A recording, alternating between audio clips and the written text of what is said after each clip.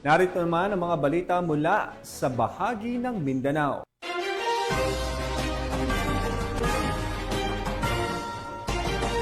Kahon-kahong smuggled na sigarilyo ang nasabat ng mga otoridad matapos maaktuhan ang tatlong individual na nagpapasok ng kontrabando sa lungsod ng Zamboanga. Ayon sa ulat, ang naturang kontrabando ay tinatayang nagkakahalaga ng humigit kumulang 36 na milyong piso. Narito ang report ni Patrolwoman Joanna Marie Soriano.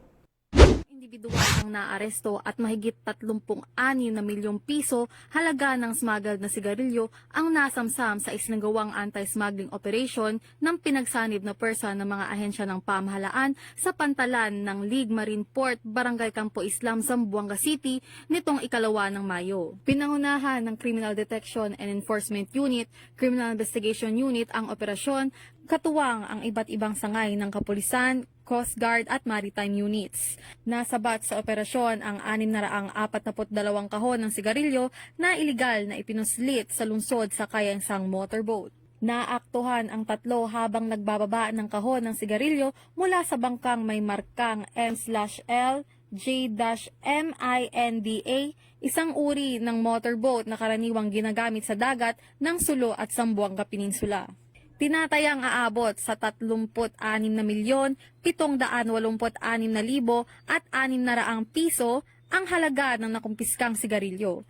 Ang mga ito, kasama ang bangka at iba pang kagamitan, ay na-turn over sa Bureau of Customs para sa formal na dokumentasyon at disposisyon.